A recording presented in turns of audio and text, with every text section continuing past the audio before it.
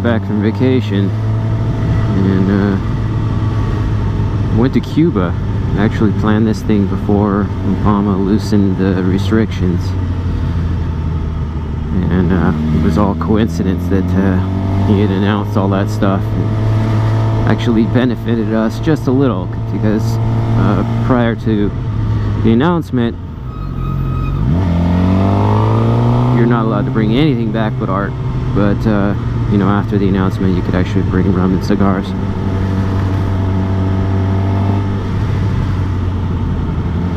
Cuba is a very interesting place,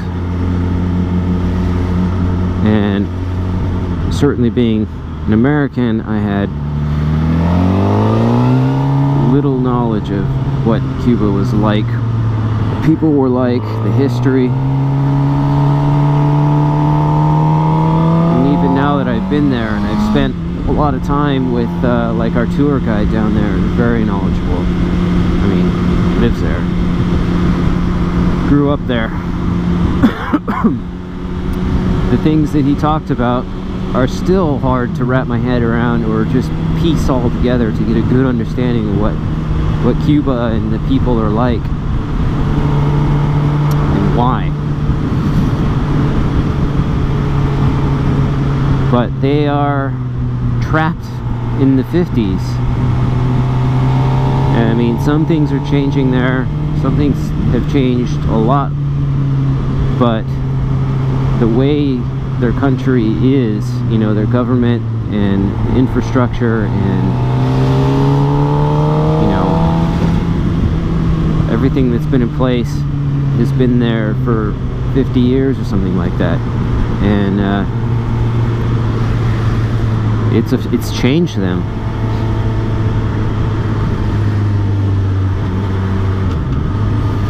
Like, I thought that Cubans, like, hated their government.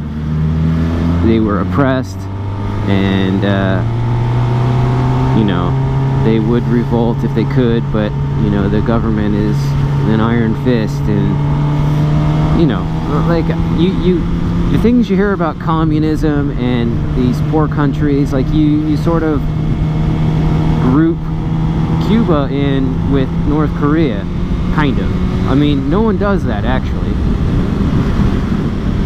But before I had gone to Cuba, I would have thought that, you know, Cuba was more along the lines of North Korea than China. Or like it was an awful place to live, and people, you know, all the horrible things that you think of with an awful government. But it turns out it's not that way at all. I mean, they're not happy with their government because everybody's starving and they don't have a lot of basic things that the rest of the world has. But they also are somewhat, I don't know if that's the right word. I don't want to call them proud to be Cuban, but they're very interesting people. They are super friendly. They don't work hard, and that's because this communism thing guarantees everybody, you know, a tiny bit of money. I mean, we're talking $25 to $35 a month. But the government provides food, provides free education, and not a lot of food, actually. You know, you're talking like a sack of beans, a sack of sugar, a few other necessities.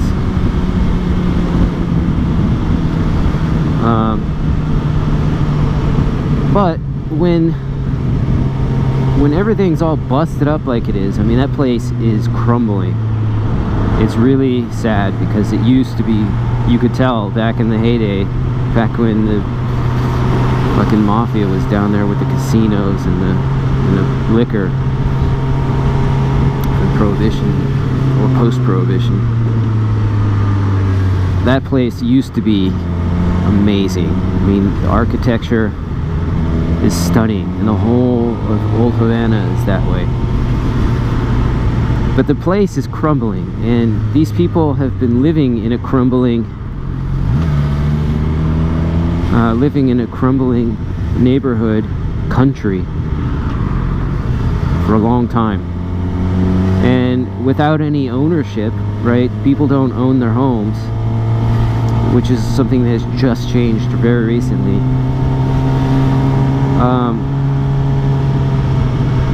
There's no pride. There's no reason to keep up the place you live in. A lot of these places are these old ass, I don't even know what era you want to call them. They kind of look Victorian, I guess. I don't know. Old buildings.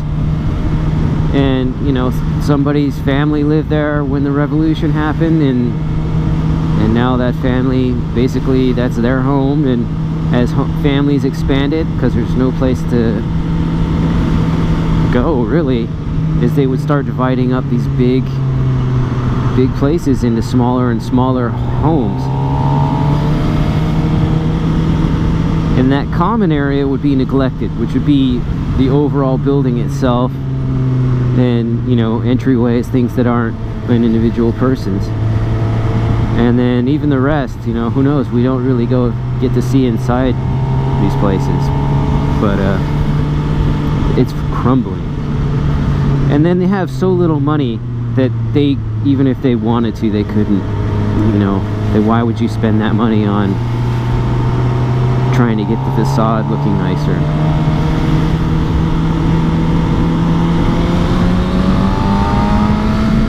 But while I was there, several times when I was out just walking around, I had a Cuban come up and just say a little bit of English. He asked me how I was doing, and he shook my hand. And being an American and also coming from a big city, normally when you see people come up to you for something, you're like, ah, fuck, what does he want? And you shrug them off, you ignore them. And we were told that the Cubans are really friendly people. It's a super safe place because it's a military state, so everything is observed, and there are government people all around. So crime is very low. And we were told that they're very friendly people, and it's true. I had another guy come up to me and just say hello, and he wanted to help us, you know, find something in town. And I thought he was trying to get me to buy a taxi ride, and he was kind of offended by that. And it was a little embarrassing, you know. We come from a different world.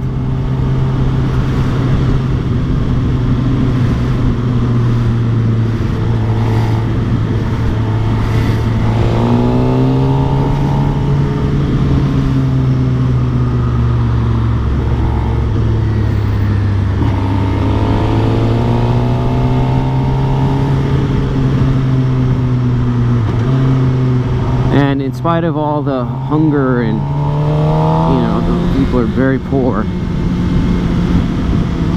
at least in Havana,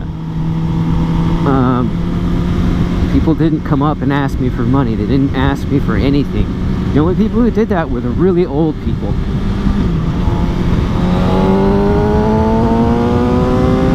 When we got down to Trinidad, that was not the case.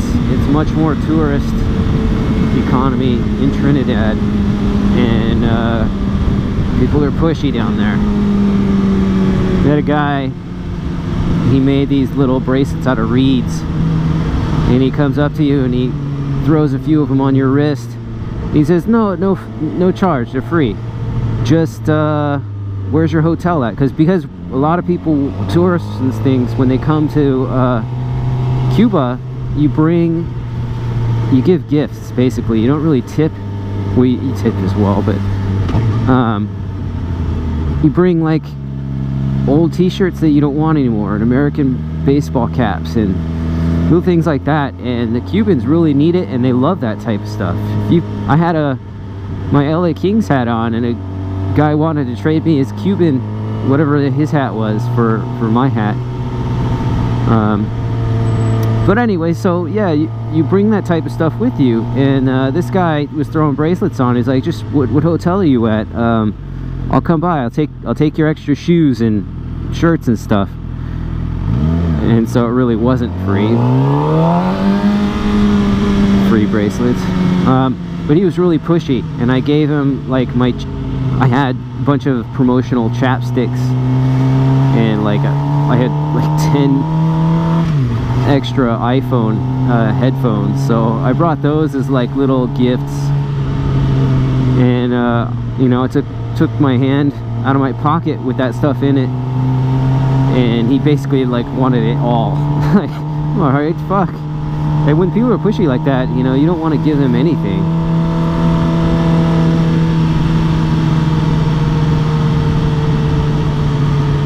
But Havana and Trinidad, but Havana especially, is just amazing to look at.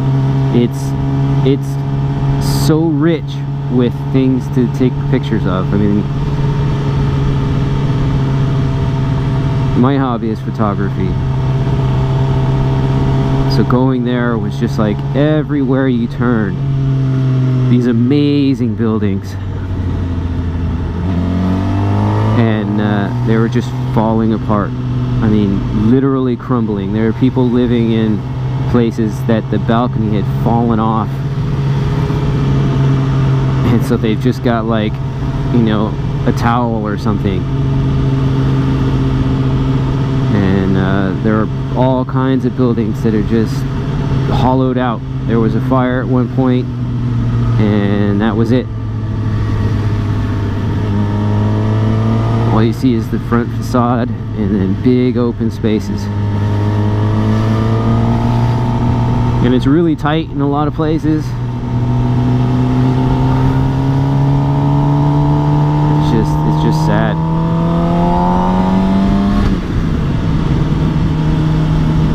And the old cars, man, it's crazy seeing these old cars from the 50s. Every single one of them has been converted to diesel because regular gas is so expensive. I think they're something like $7 a gallon.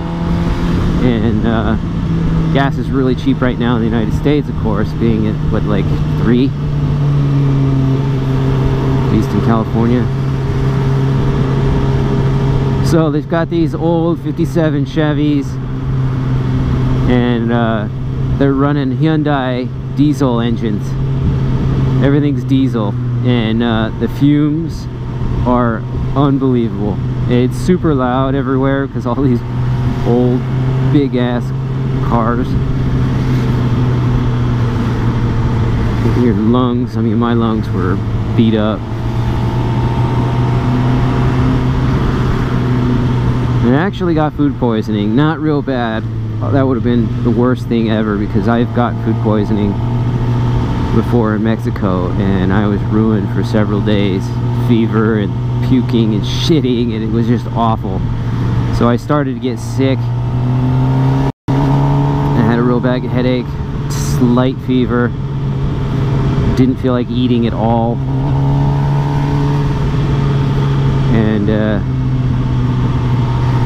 loose stool, man, loose stools. At least I got over that, because that would have ruined my trip.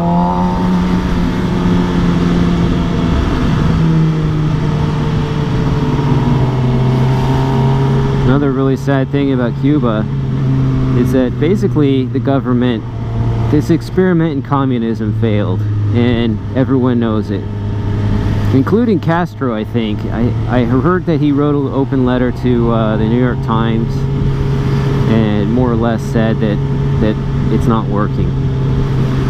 And one of the things that had happened is that Cuba became very dependent on Russia, and with the embargo, you know, they could only get the things they needed from a handful of places, because anybody that wanted to continue doing business with the US had to listen to the US.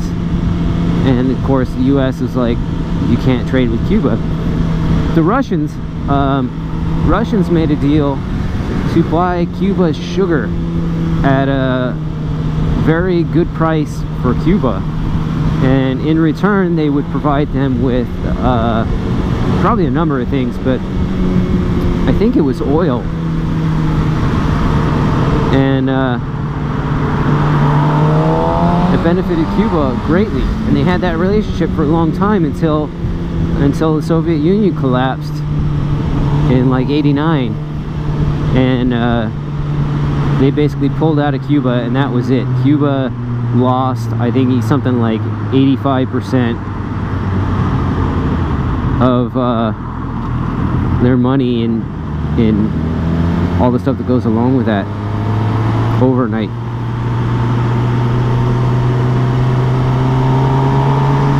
And that's, I think the Cubans call that the special period. I think that's when the special period started. And but one of the things that they've not done is utilize all the natural resources they have. They don't grow their own food. They have good soil and plenty of it, and they don't actually grow anything.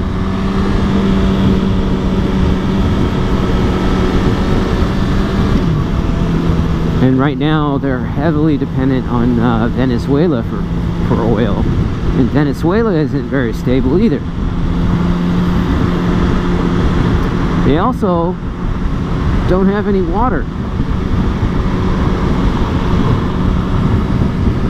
So they are in a bad situation right now. Some things change, and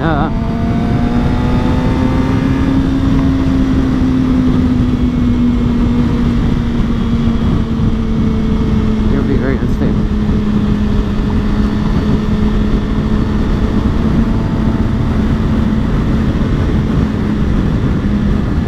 When I got back into Miami, I had to go through customs, so the guy in customs was talking a lot of shit to his neighbor about how, you know, they're letting Americans go in now, and all we're doing is sending money over to Castro. You know, it goes directly in Castro's pocket. And while that may be true, certainly it's not going to the people, because people all make the same money from the government. Sort of. It's complicated. I hope y'all remember to talk about this. But it was just an ignorant thing, you know, the stuff he was talking about. It made him sound super ignorant, because he doesn't know anything about Cuba or the Cubans. And I didn't either. It's complicated. You can't blanket statement say they're communists and then they're evil.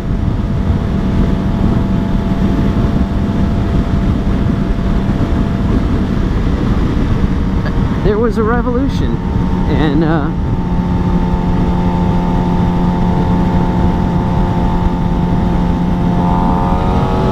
trying to make the country a better place. Castro and Che Guevara and a bunch of other guys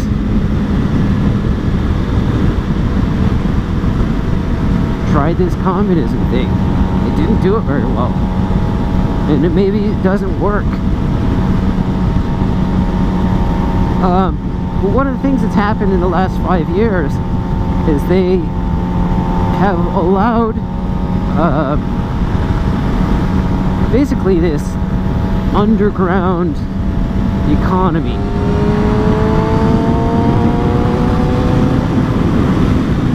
to occur. And tourism has been happening for a while, and the U.S. tourism really doesn't affect anything right now. But it's tourist money that's coming into the country. It's starting to make it in the hands of actual individual Cubans. And one of the ways this happens is with certain there are certain types of businesses that the government will allow you to start on your own. Now, they take almost all the money, you know, half like in taxes and stuff. But the Cubans are allowed to make extra money aside from the money that they're given by the government every month. And you're not just given money every month, you have to actually work for the government. Because if you don't have a job, then you don't get that money. But the tourist thing in the underground economy is like, for example, I'm trying to think. The Cubans have to get very creative.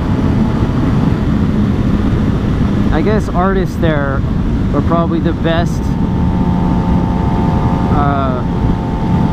If you're an artist in Cuba, you're doing probably better than everybody else, and because you're actually allowed to sell your artwork at like international prices, and if you get well known enough, you might actually be able to tour other countries, and you know, it's a lot better life for you.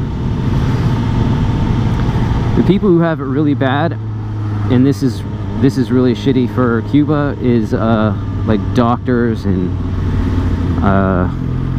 teachers and things like that, because they're not supposed to participate in the underground economy to protect their integrity.